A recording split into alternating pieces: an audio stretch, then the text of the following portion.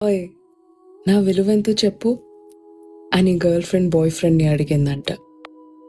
Boy friend ఒక నిమిషం ఆలోచించి నీ విలువ 1116 అని అన్నాడంట. అది వినగానే అమ్మాయికి చాలా కోపం వచ్చింది. అంతేనా 1116 అని.